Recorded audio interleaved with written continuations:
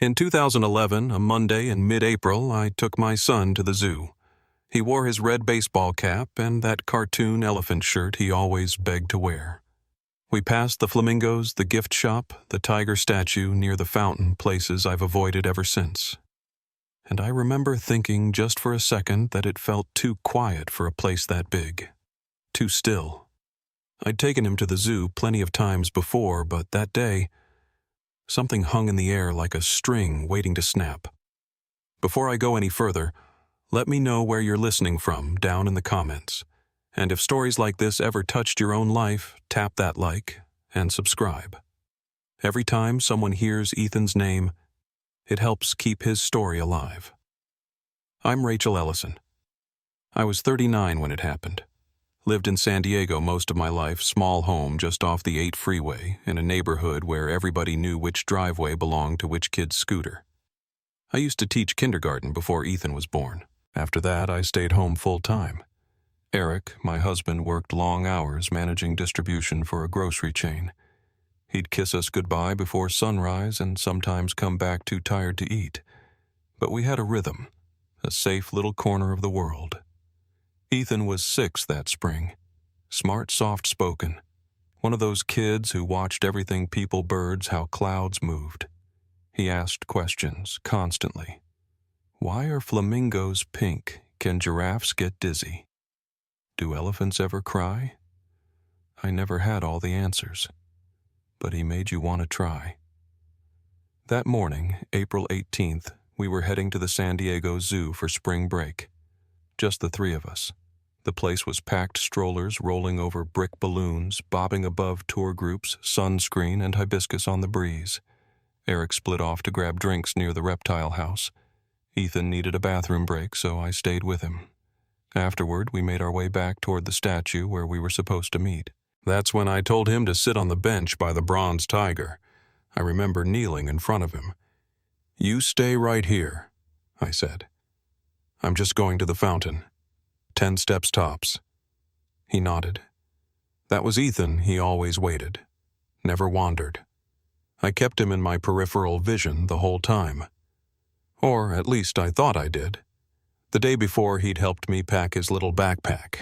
He insisted on bringing his drawing pad, a snack bag of animal crackers, and a folded piece of paper he wouldn't let me see. "It's just a picture," he told me. "A happy one." I smiled and zipped it closed. That detail didn't seem important until later. I used to think of that Monday like any other family outing. Now, when I remember it, everything plays in slow motion. The way the sunlight filtered through the palm fronds, the sound of the carousel music drifting from across the park. How Ethan reached for my hand when a group of teenagers passed too close. I felt his little fingers grip mine, then let go just before I told him to sit down. I've replayed those final minutes 1,000 times.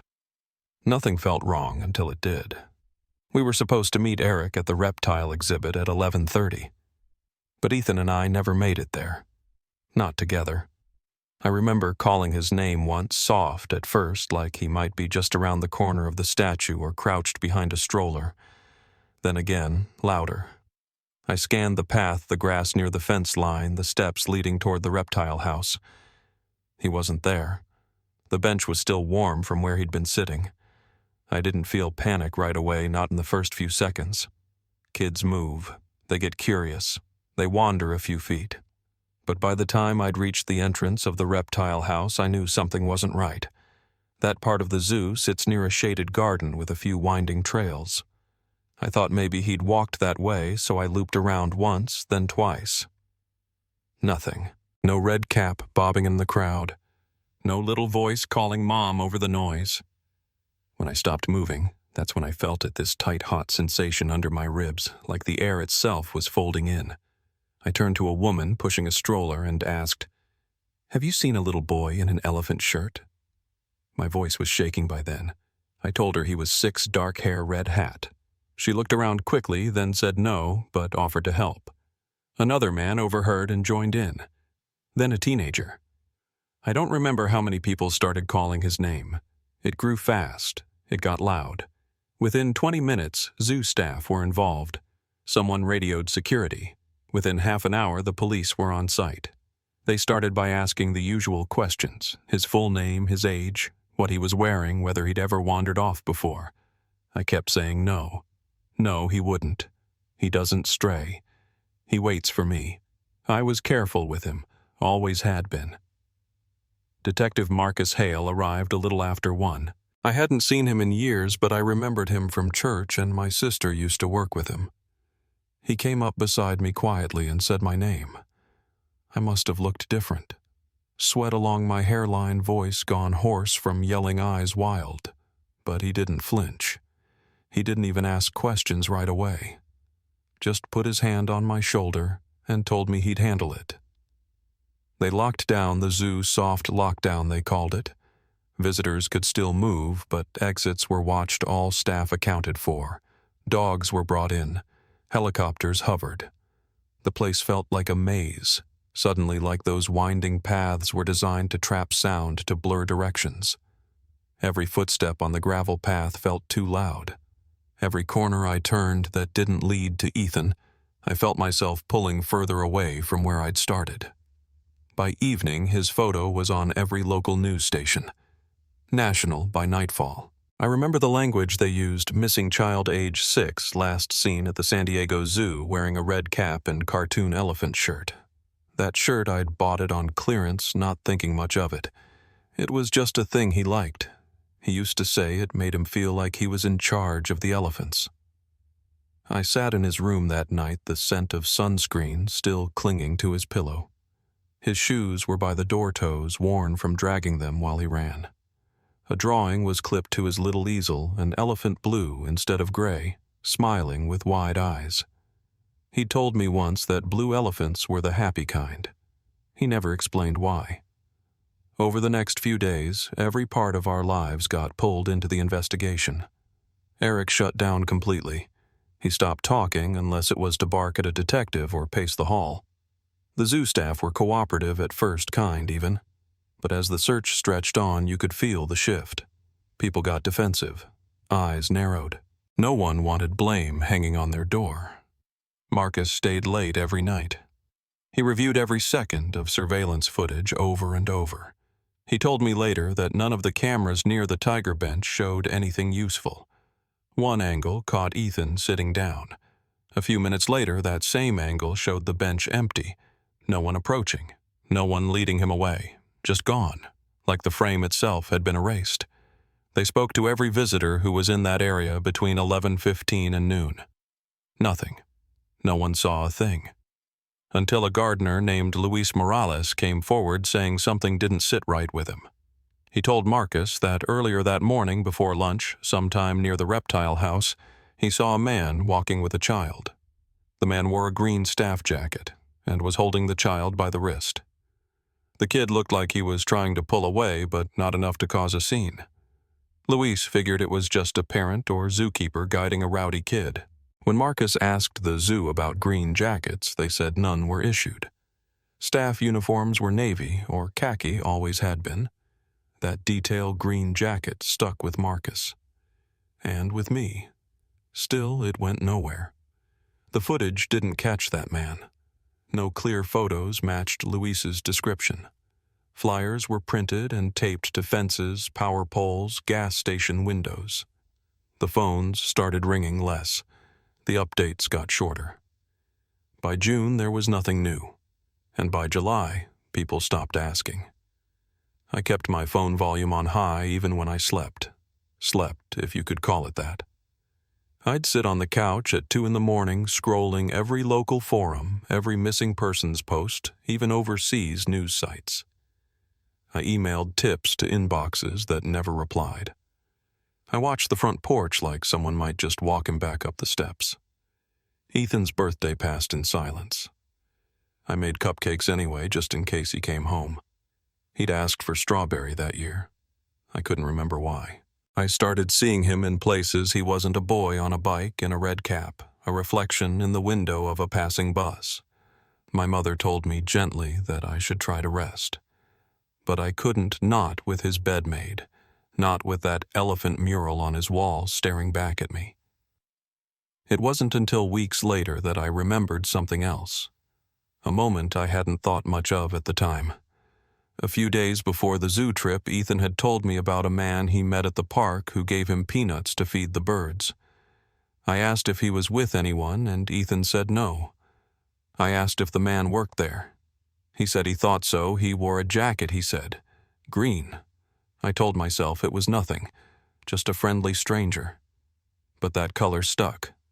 Same color Luis had mentioned. Marcus wrote it down in his notes. He asked me to try to remember the park the day what Ethan was wearing. I tried, but it blurred together so many afternoons, pushing him on swings, chasing him through grass, reminding him not to talk to strangers, even though he always smiled at everyone. The days stretched into months. Eric and I barely spoke. Our house started to feel like a museum of what was. Ethan's drawings stayed up. His backpack stayed by the door. And every time I passed the closet where we kept the zoo map from that day, I thought about that folded piece of paper he packed himself, the one I never got to see. When they emptied his backpack at the police station, that drawing wasn't there. They checked every pocket, every zipper. It was just gone. Like him. But sometimes in the quiet, I'd remember what he asked me on his birthday. He was sitting on the porch swing, frosting on his nose, legs swinging in the warm evening air. He looked up and said, "Mommy, what happens if someone gets lost forever?" I didn't have an answer then. I still don't. But something about the way he asked it, like he already knew. They called off the active search in early August. I remember sitting in the folding chair outside the precinct, the kind they bring out during press conferences, watching a city official step up to a podium and thank the public for their efforts. Ongoing investigation, they said. Resources will remain committed. But anyone who's lived through something like this knows what that means. It means the vans go home, the dogs go back to training, and the phone starts ringing less. The volunteers stop showing up with maps and water bottles, and the news cameras turn towards something newer. A boy goes missing, and the world moves on like it has to. And you're just left standing there trying to explain to yourself how a child can disappear from a public bench in broad daylight, and somehow, that's the end of it. People were kind at first. Neighbors dropped off food. Parents from Ethan's school sent cards. Even the mailman stopped to ask how we were doing, but after a while that started to fade too.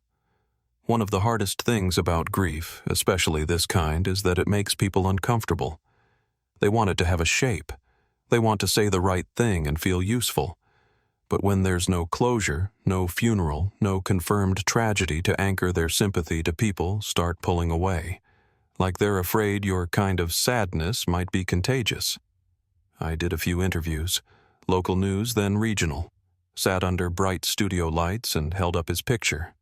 I told them he loved animals, that he was afraid of fireworks, that he used to carry a little toy elephant in his coat pocket. The reporters always nodded like they cared. But afterward, when the lights went off and the makeup came off, the quiet came roaring back in. I'd go home to a house that hadn't been touched in weeks. Laundry still folded in the basket. His backpack still hanging by the door. It got to where I'd stop opening the fridge because everything in there reminded me of what he liked, what I used to pack for lunch, what he never got to finish. Eric and I started drifting after the first few months. I don't know exactly when it happened. At some point, it just became easier to sit in separate rooms. He couldn't look at me without thinking of that day, and I couldn't look at him without hearing the silence where Ethan's voice should have been. We went to counseling once. It didn't help. The therapist kept asking us to visualize a future together. I walked out halfway through the second session. He never booked a third. By the 1-year mark, most people assumed he was dead. That's not how they said it, of course. They used softer words. Gone.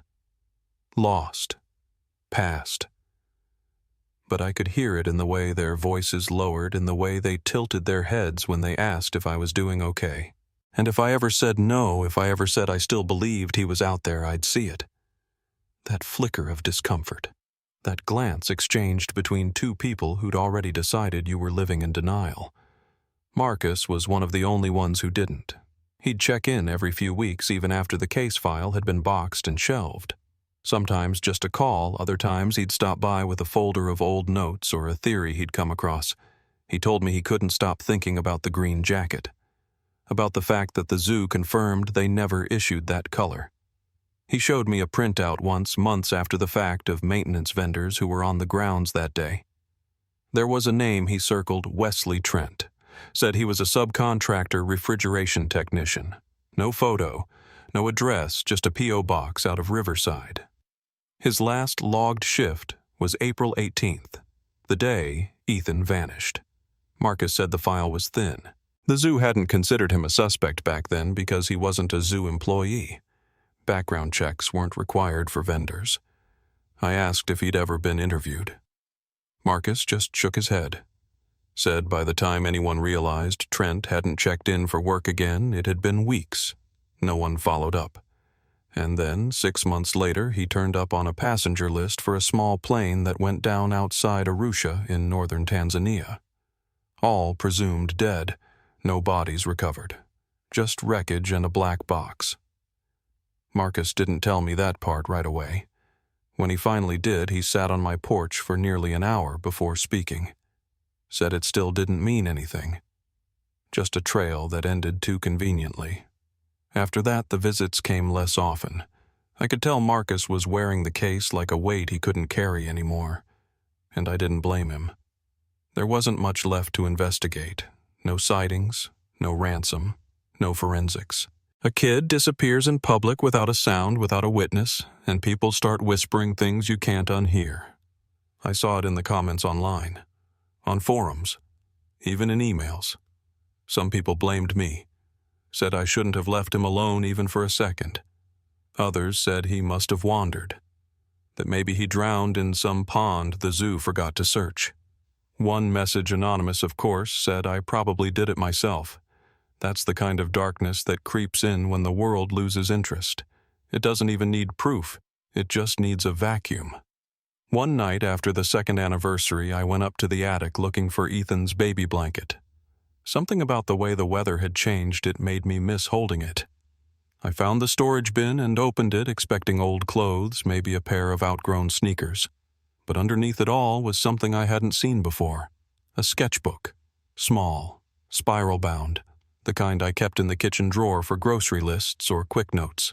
Ethan must have grabbed it. Most of the pages were blank except for one near the middle. It was a drawing. A blue elephant standing behind a tree. In the background was a tall fence, and beside it a man. His face was just scribbled shadow, but the jacket. The jacket was green. I stared at it for a long time. The lines weren't clean, just a kid's drawing. But the detail stuck with me. The way the tree curved, the placement of the man's hand near the elephant's back, the fact that the fence looked more like a cage. I brought it downstairs, laid it flat on the kitchen table, and turned on the lamp. I took a photo and sent it to Marcus. No words. Just the picture. He called within minutes, said he remembered Ethan always drawing animals. But he hadn't seen this one. I told him I hadn't either. Not until that night. He asked if he could borrow it. I told him I wasn't sure yet, that I needed more time. That was the first time I'd heard his voice sound different in a while, like something had shifted.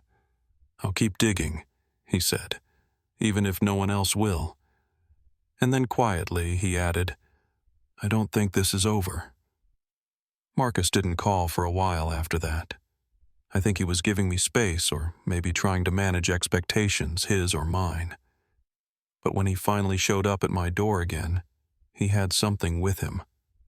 It was a padded envelope marked and remarked with post office stickers. "From Portland," he said. "Wildlife doc series. You might want to see this." I took it from him, feeling the weight of it in my hands. Just a standard flash drive inside. No note. He followed me to the kitchen while I plugged it into my laptop. I hadn't touched that computer in months. Dust clung to the top and the power cord had been kicked under the table. It took a minute to boot. He leaned against the counter and crossed his arms, watching me. "Just press play," he said. I didn't know what I was looking at first. Grainy footage washed in warm color like it had been filmed late in the day. Trees stretched overhead, taller than any I'd ever seen. Mud paths, slow-moving clouds. A young man, late teens, maybe early 20s, walking beside a baby elephant. The elephant kept glancing up at him, bumping his side like it knew him. The boy, he wasn't facing the camera at first, but the way he walked, the gentle way he placed his hand on the elephant's back, it stopped me cold. And then he turned slightly. Not directly, but just enough for the light to catch his jawline. His nose. A small scar at the base of his neck. I paused the video. Marcus stepped closer. "You see it too," he said quietly. I nodded, but I couldn't speak. My hands were shaking too much to work the keyboard. I took a photo of the screen with my phone, not trusting anything. I sent it to my email, then again to my cloud, then again to Marcus, just in case. The boy wasn't named in the footage. No narration mentioned him. He never spoke. He was just there, part of the background, helping move the animals, cleaning a pen, guiding a calf through a stream. We played the clip again and again. And that's when I saw the necklace. It was a cord, worn and fraying, tied around his neck. At the end of it, a charm. Pale blue, small, shaped like an elephant. I walked to my bedroom and opened the box under my bed. Ethan's box. I hadn't touched it in years, but I still knew exactly what was in there. Photos. His drawings. A birthday card with a smudge of frosting still on the corner. And one old photo, Ethan standing shirtless in the backyard after running through the sprinklers. You could just barely see the scar at the base of his neck. Same place, same shape. I sat down on the floor. It was the kind of disbelief that doesn't feel like relief, not yet. Just 1,000 questions pressing in all at once. I asked Marcus how he got the footage. He said he'd been tracking down freelance wildlife cinematographers. Olivia Reed. The woman who shot the documentary had responded to an old inquiry. She was based out of Portland and agreed to meet. "You'll come with me?" he asked. I nodded. We flew out the next morning. It had been over a decade since I'd flown anywhere. The airport felt colder than I remembered. I barely looked out the window. Marcus didn't talk much, and neither did I. By the time we landed and picked up the rental car, it was late afternoon. Olivia's studio was inside an old warehouse that had been converted into creative spaces. You could smell coffee and sawdust. Plants hung from the rafters. She met us at the door, quiet, gentle, like someone used to waiting for animals to come to her rather than chasing them down. I showed her the screenshot. She didn't ask any questions at first, just stared at it, then slowly nodded. He showed up at a sanctuary near the border of Kenya and Tanzania, she said. Didn't speak English. Said his name was Ben. Said he'd been living with a family from a nearby village since he was 6 or 7. No papers, no records. Just showed up one day and started helping. I asked if he ever said where he was from. Olivia said no, but he used to draw things that didn't make sense to them. Glass walls, cages, a swing. And sometimes at sunset when the elephants would settle into the trees, he'd stare into the sky and get this look like he was searching for something. He had a scar on his neck, she added. Didn't talk about it. She pulled out her backup drive and transferred a folder to Marcus's laptop. Raw footage, hours of it. We thanked her and left. Back at the hotel, we watched everything. Most of it was slow elephants grazing wind, moving through brush. But there were moments. One shot showed Ben kneeling beside a calf stuck in a shallow creek. Other workers called for help, but he didn't react. He just leaned in close and whispered something in the elephant's ear, then started stroking its trunk in slow circles. The calf calmed. Its breathing slowed. I couldn't take my eyes off his hands. Marcus froze the frame when Ben reached for a rag to wipe mud off the elephant's side. Around his wrist was a leather bracelet. We zoomed in. There were markings burned into the underside. 2 letters, EM. I closed the laptop. Marcus made calls the next morning. He found a contact from his old bureau days and had them run metadata on the footage. Confirm location. Pull any additional context. Olivia had been right. Everything led back to a small sanctuary just outside a rural village named Naruba. He managed to track down the man who'd reportedly taken Ben in. His name was Daniel Uma. We set up a video call. Daniel appeared on the screen that night, face-lined, voice steady. He said yes, he remembered the boy. Had been found by a ranger walking along the river. No shoes, no name, wouldn't speak. They called him Ben because he had a bruise on his arm shaped like a bee. I asked if he remembered how old he looked. Maybe 6, he said. 7 at most. I leaned in. Did he ever mention where he came from? Daniel shook his head. No. But he used to draw. Pictures of animals? Yes, but also strange things. A room with a window he couldn't open. People on the other side of glass. And sometimes he'd repeat a word. I asked what word. Daniel hesitated. Sandy, he said. He'd say it over and over, like a name. My breath caught. San Diego. Maybe not forgotten, just misremembered. After the call, I sat by the window of the hotel room with the bracelet still on the screen. Ethan's initials, or at least the ones I gave him. I didn't sleep that night. I just kept watching that video of Ben and the baby elephant, his hand resting on its shoulder like it was something he'd done 1,000 times.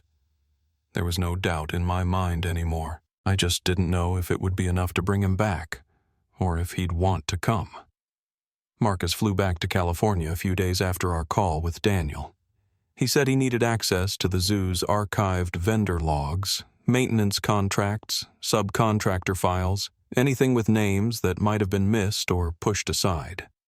I stayed behind in Portland with the footage, combing through hours of it frame by frame, sometimes just pausing on Ben's face and waiting to see if something would shift.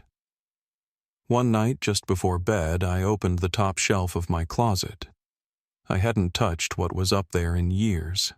Boxes, mostly. Clothes I couldn't get rid of but never wore. Tucked behind them was Ethan's old backpack. I don't know what made me pull it down. Maybe I was looking for that elephant figurine he used to carry in his coat pocket.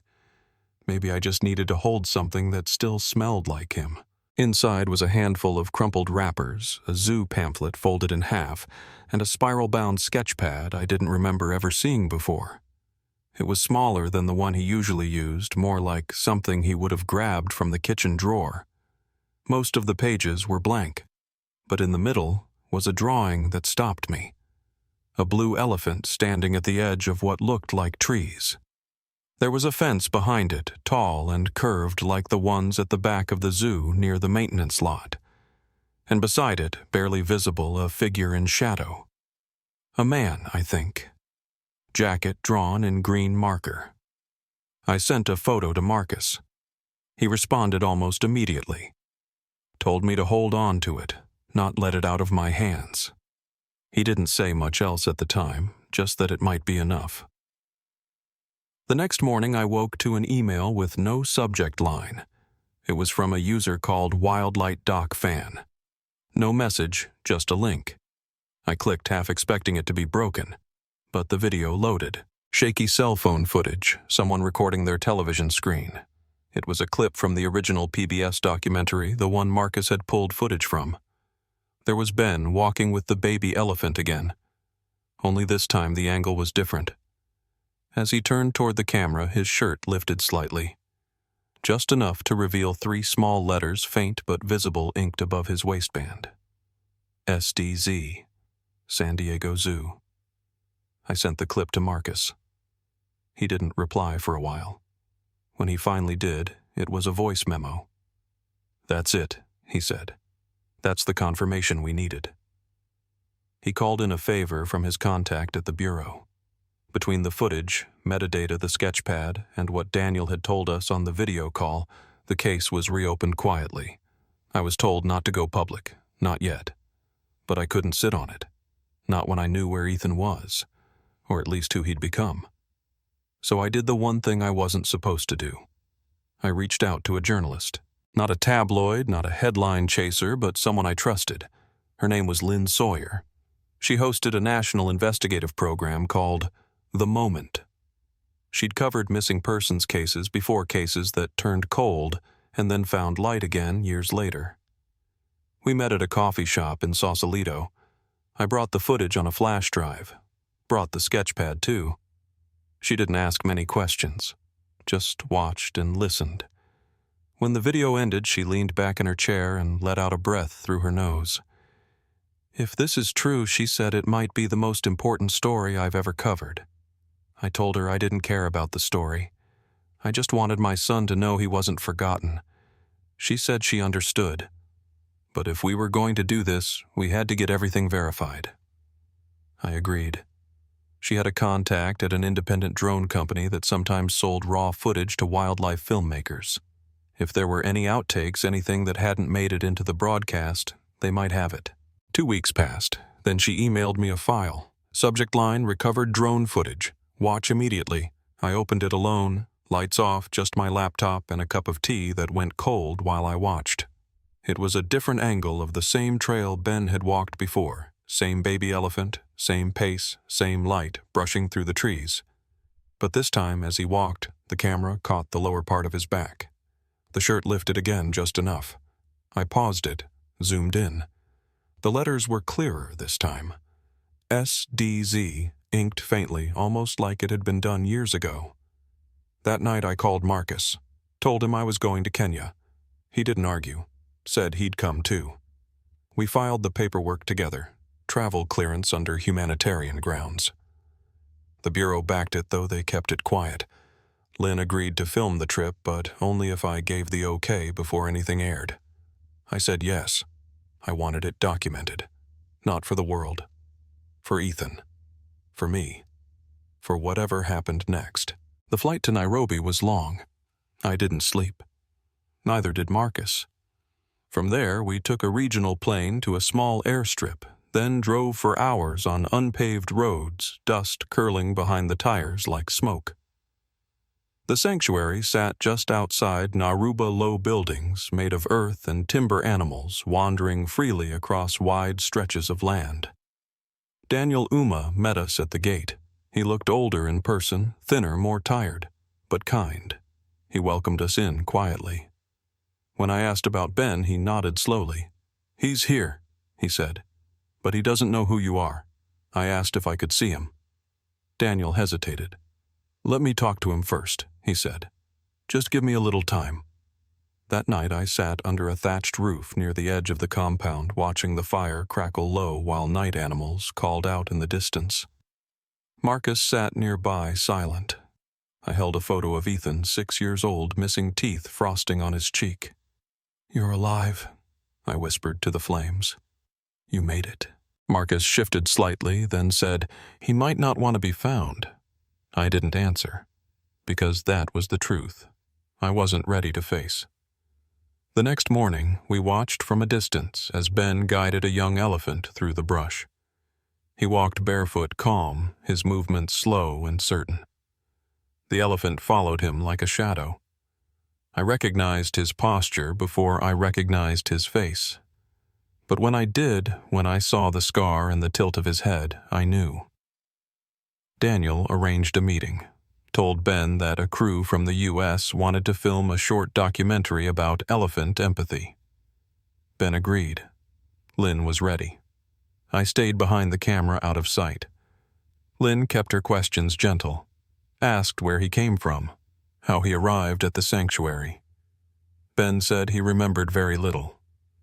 A river, a loud noise, a cage. "Sometimes I dream," he said, "of someone calling a name that isn't mine." He paused. "But it feels soft, familiar." He looked down then at the charm around his neck. "Like this." Lynn handed him a laminated photo, Ethan in his red cap smiling. Ben stared at it for a moment. "That's not me," he said, but his voice caught just slightly. That night I walked down to the edge of the stables alone. Ben was sitting on a rock staring out across the open land. I stepped into the light slowly. He turned, met my eyes, didn't move. "I know this is strange," I said, "but I think you're my son." He stood. "I'm sorry," he said. "You're mistaken." I held out the sketchbook, the one he'd drawn, the blue elephant in the trees. His fingers trembled when he saw it. "I've seen this before," he whispered. "You drew it," I told him. He shook his head. "In a dream." The next day Marcus requested a DNA test. Ben agreed. Samples were taken, sent to a lab in Nairobi expedited. Results would take 72 hours. And in that waiting, we all held our breath. Because deep down, I think we all already knew. But there's knowing, and then there's proof. The waiting stretched across 3 days, but it didn't feel like time in any normal sense. I couldn't sleep, not really. I'd doze in short spells on the porch at the edge of the sanctuary fence, sometimes, just with my head resting on my folded arms at the table. There were no updates from the lab, no messages from Nairobi, nothing more to do but sit in that quiet space between hope and fear. I left things out for him without saying a word.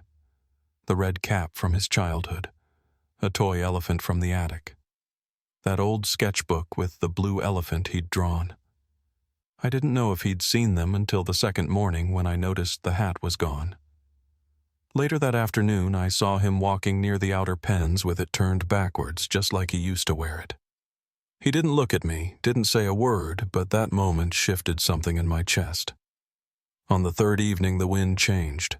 A storm had passed earlier that day, one of those short bursts that leaves the air smelling of wet earth and flowering things. I was sitting under the open roof near the fire when Daniel came over and sat down beside me. He didn't speak right away, just handed me a warm cup of tea and looked out across the trees. He asked me a question earlier, he said. Wanted to know if I believed what you were telling him. I looked at him and waited. Daniel nodded slowly. I told him I believed he's always carried something that didn't fit like a missing piece with no shape. I didn't say anything. The way he said it, that was enough. That night, Marcus got a call. He was sitting out back, still in his boots, pacing slowly like he'd done every evening since we'd arrived. The ring was short, a single tone, before he picked up. He didn't speak much, just listened, asked them to repeat it once, then looked over at me and gave a single nod. I walked toward him as he ended the call and handed me a printed page that had been faxed over from the lab. No big headlines, no dramatic language. Just a line at the top: DNA match confirmed. 99.87% maternal relationship. I sat down on the edge of the step and stared at the page for what felt like a full minute before my eyes even registered the words. I wasn't crying. I didn't feel relieved yet. I just felt quiet. Ethan was alive. My son. This man I had followed halfway across the world was alive. But the boy who used to draw blue elephants on the wall of his bedroom didn't remember me. Not completely. Maybe not at all. The next morning, Ben came to see me. It was just after sunrise. I was alone at the back of the compound, folding up my blanket from where I'd slept outside. He walked up slowly, then sat across from me, legs crossed, hands resting in his lap. He didn't speak for a long time. Just looked at the page I'd laid beside the fire pit. He reached out and turned it slightly so he could read the heading, then traced the corner with his thumb. "I don't understand," he said softly. I told him I didn't either. Not fully. But the test didn't lie. "You were taken," I said, voice low. "You didn't run away. You didn't wander. Someone took you." He looked down at his hands. Why would someone take a child? I didn't have a good answer. It's a question that had broken me 1,000 different ways over the years. But Marcus had been digging since the day we arrived. He stepped forward, then carrying a folder tucked under his arm. He laid it open between us. Inside was a single photo. A man in his late 30s, narrow eyes, dark hair. His name was Wesley Trent, Marcus said. Subcontracted refrigeration tech, worked near the reptile house the day you vanished. Ben stared at the picture without speaking. He wasn't an official zoo employee, so no one ran a full background check. But we found records. He had international travel tied to wildlife export companies, and a sealed charge in Texas related to smuggling violations. I could feel the heat rising in my throat. He died in a plane crash, Marcus continued. Tanzania. 6 months after you disappeared. Same region where you were found. Ben swallowed hard. He took me. It wasn't a question. Marcus nodded. That's what we believe. Ben shifted in his seat, his expression unreadable. And I saw something. Marcus leaned forward. It's possible. On the day you vanished, a shipment of rare reptiles was delayed. Labeled mechanical issue. We think you might have seen animals being taken out. Crates may be something being tampered with. He panicked. Took you to keep you quiet. Thought it would be temporary. But maybe you started remembering. Maybe you told someone, and that made you dangerous. Ben didn't respond. His eyes were distant, focused on something that wasn't in the room. I reached over, gently laid the sketchbook in front of him again. He opened it, looked at the drawing. I've always had dreams, he said. Cages, a plane, heat, sometimes fire. I didn't know if they were real. He closed the book and looked at me. I don't remember your face. I nodded. That's okay. But I remember a voice, he added, saying not to forget. We didn't speak much after that. The weight of everything sat between us like something sacred. That night I brought out the photo album from home. Pictures of Ethan as a toddler climbing out of the laundry basket trying to feed a squirrel with a pancake that birthday where he wore his rain boots even though the sun was out. He didn't say much, just turned the pages slowly, one by one. But when he reached the last photo, Ethan holding a toy compass in his palm, grinning from behind frosting smudged cheeks, he stopped. I remember this, he whispered. I didn't move, just waited.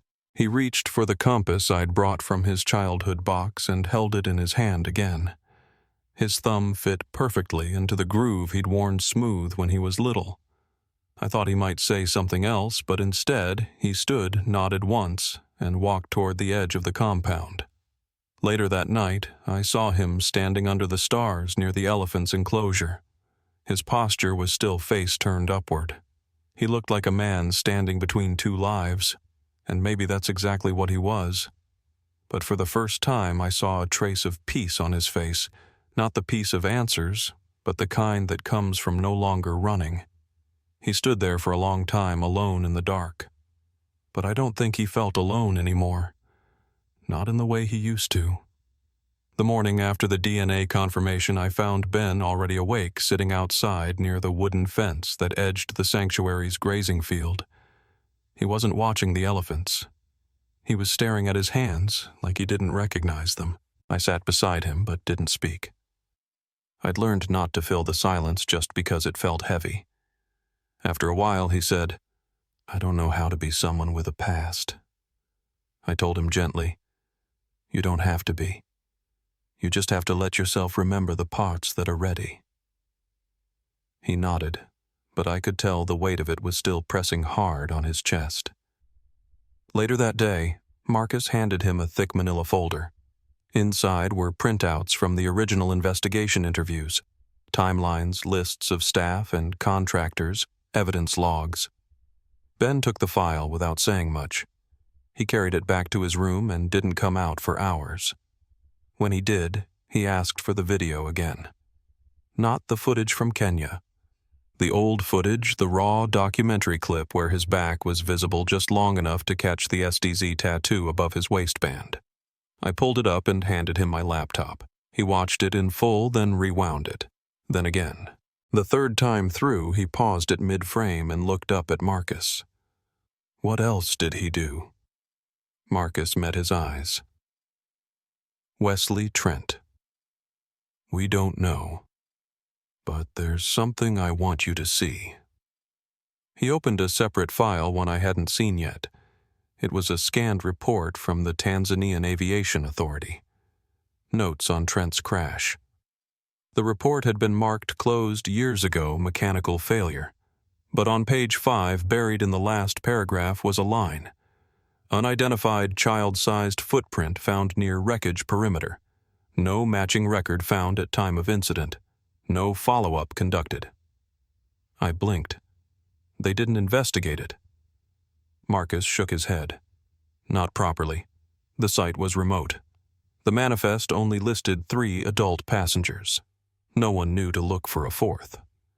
Ben sat very still. He reached for the photo of the wreckage, traced the grainy outline of the footprint with his finger.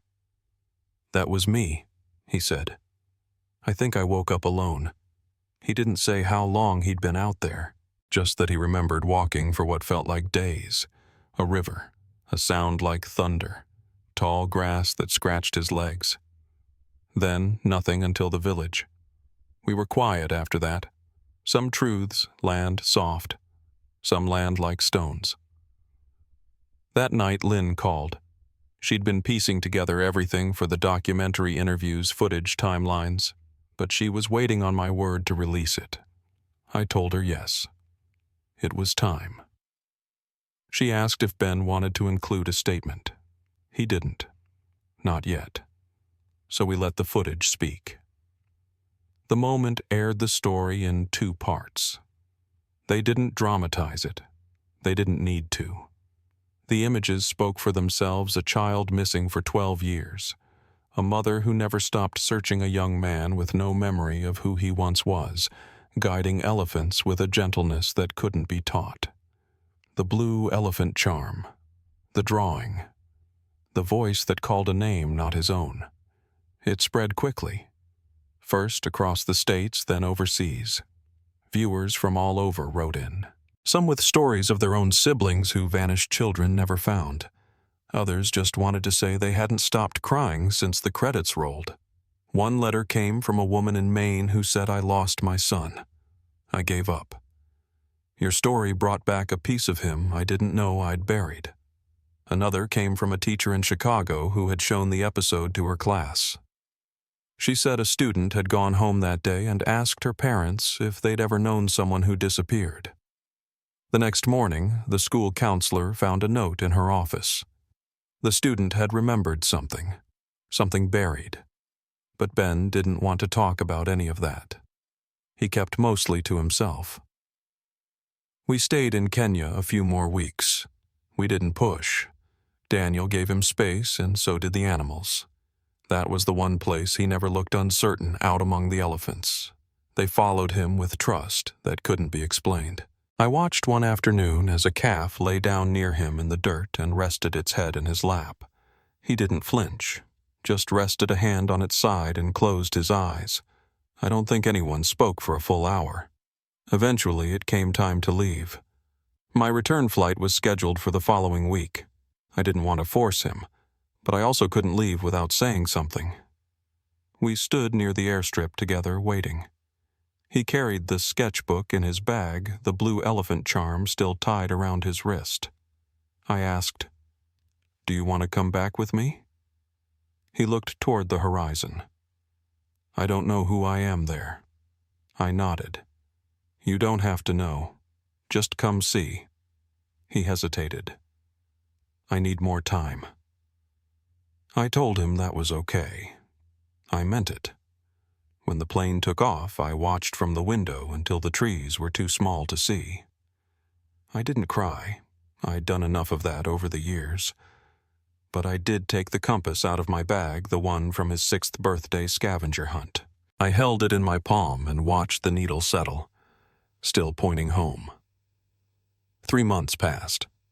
I was back in California, trying to adjust to a life that suddenly felt full again, but also quiet in new ways. I kept Ethan's room the same. I didn't know what he would want when or if he came back, but I kept the door open just in case. One morning I got a call from the embassy. He'd arrived quietly, no cameras, no press. Walked off the plane with a single bag and that same compass in his pocket. I met him at the side gate of LAX. When I saw him come through the doors, I couldn't breathe. But this time, when I opened my arms, he didn't pull away. He stayed with me for a few weeks. The adjustment wasn't easy. We took walks through the neighborhood, visited old parks, drove past the zoo, but didn't stop. I told him he didn't owe me anything. Not memories, not emotion, not answers. "You're home," I said. "That's all I need." Some nights we sat in silence. Others he'd ask about things: his old room, his favorite cereal, why the neighbors still had the same dent in their mailbox. Slowly pieces returned. Not all, not in order, but enough. One afternoon he pulled a video from the shelf, an old home movie. In it, he was 5 years old, spinning in circles in the backyard, wearing his red cap and holding that same compass. At one point he looked directly at the camera and shouted, "One day, I'm going to live with elephants." He paused the tape, looked over at me. "Maybe I always knew," he said. I smiled. "Maybe." He didn't stay long.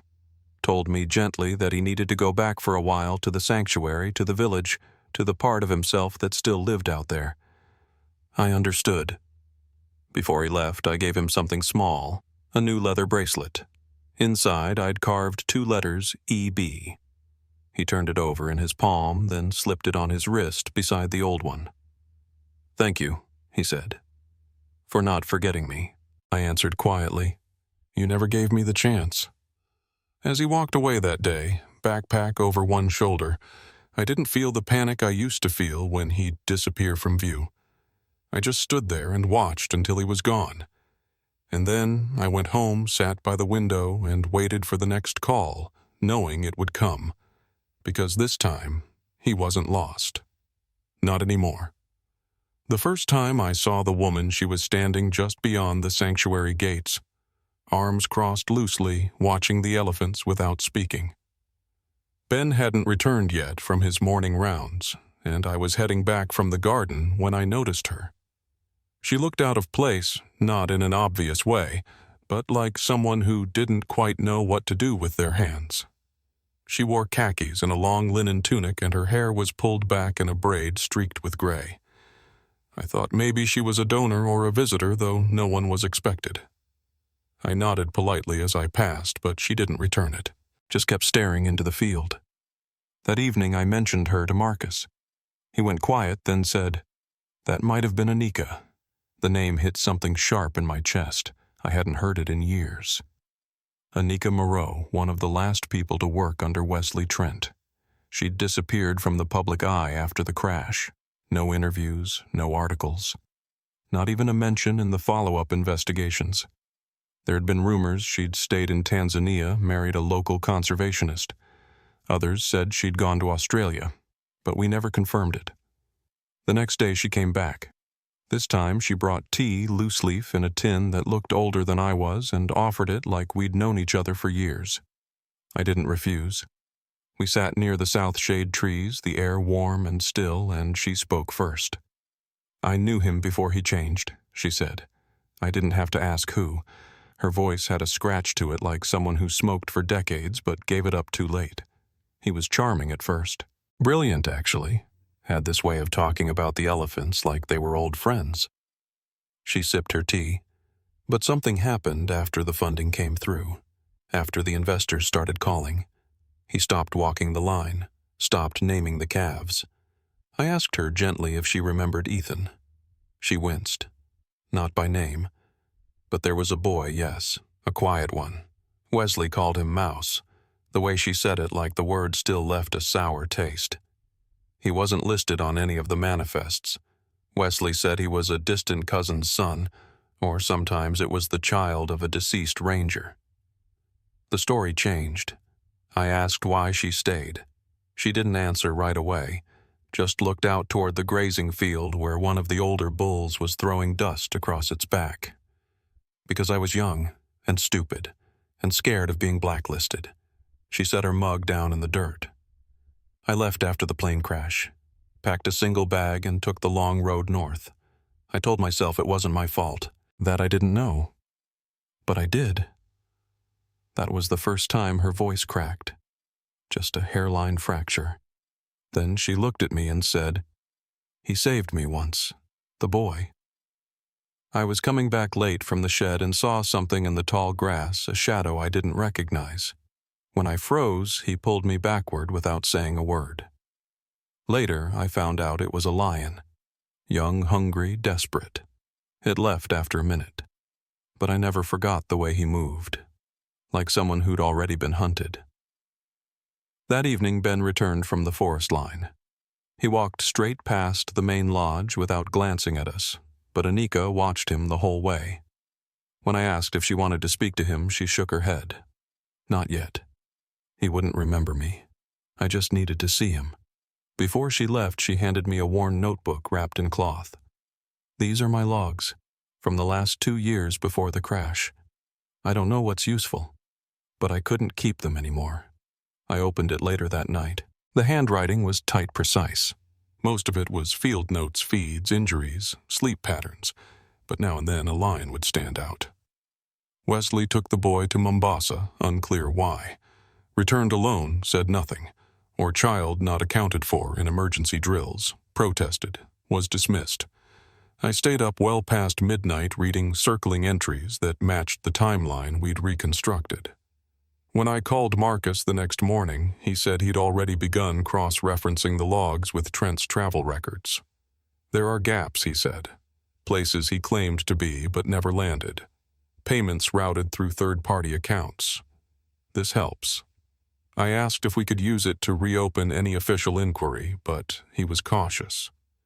The statute of limitations on the paperwork end is gone, but if we can tie it to another child someone's still missing, then maybe. He paused. There's one more name I need you to look into. Daniel Cho. He was Wesley's logistics contact for about a year. Disappeared shortly after the crash. His sister filed a missing persons report in Malaysia, but nothing came of it. He was last seen headed toward a reserve in Zambia. I brought the name to Ben later that week. He was out in the northeast corner fixing a broken gate with one of the other volunteers.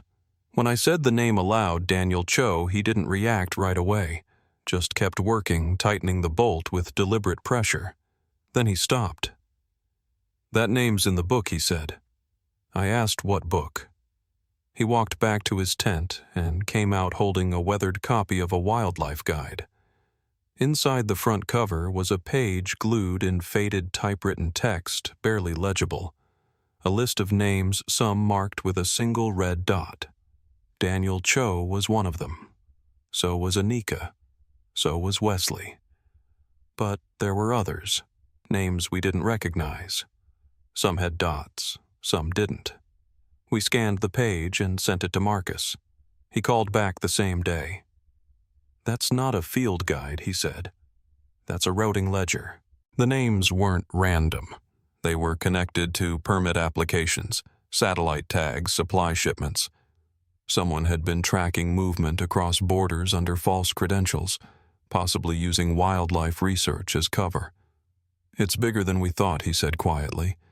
"This wasn't just about one boy." I knew then that everything we'd uncovered was only part of the story. That whatever system had taken Ethan might still be active in ways we couldn't see yet. And as I sat there watching the wind shift the dust across the edge of the field, I realized something else. We hadn't found the end. We'd just pulled the first thread. Later that night, Ben brought the book to my room. He placed it on the table, then sat across from me. "Do you think he's still out there?" he asked. I didn't answer right away. "I think someone is," I said. "And they've kept quiet a long time." He opened the book to the final page. There, scrawled in different handwriting, was a single sentence. "The wild always keeps its secrets." He stared at it for a long time, then closed the cover. Maybe he said, but not forever. Ben left the sanctuary 2 weeks after we sent the ledger to Interpol. He didn't say goodbye, not in the usual way. Just left a note on my porch that said, "Thank you for letting me remember him without shame." I heard later that he crossed into Namibia and took a post in a reserve near Etosha. I don't know if he'll stay or if that's just the next way station. He's still moving through the world like someone watching for quiet signs, like a child who learned early that survival depends on staying alert. And maybe he's right. Marcus and I continued building out the records. We traced 6 of the names from the field ledger to known aliases used in conservation contracts, 3 still active. 2 of the permits had been filed as recently as last year under new umbrella organizations. Paper trails designed to vanish as soon as you stopped following them.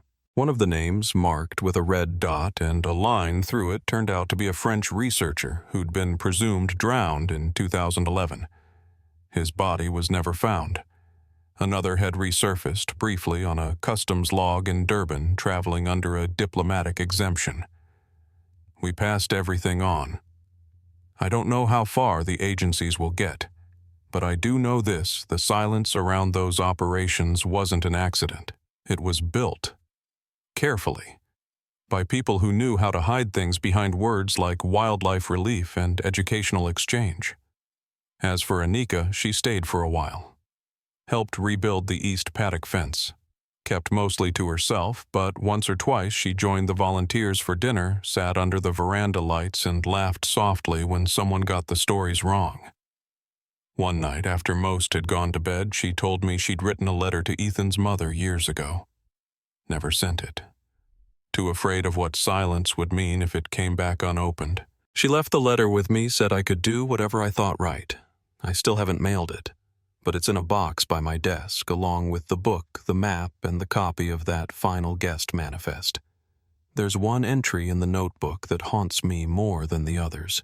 It's not about the elephants or the injuries or even the names. It just says, he started naming the trees. No explanation, no date, just that. I think about it often, what it means to name something that cannot speak back. Maybe it was his way of holding on to a world no one else believed in. Maybe it was how he knew he still existed. I've walked this property nearly every morning since. I know which corner collects fog in winter, which creek runs lowest in April. I've named things, too, in my own quiet way. I don't know what justice would look like in a case like this. There are no trials for vanished boys who were never officially listed. No headlines for the kind of damage that leaves no bruise. But sometimes I think justice isn't a moment. It's a long walk in the same direction. It's telling the truth in a voice steady enough that someone else might carry it forward. If this story meant something to you, if any part of it stayed with you, I hope you'll tell someone. Not for me. Not even for Ben. But for the boy who remembered the names of trees when no one remembered his.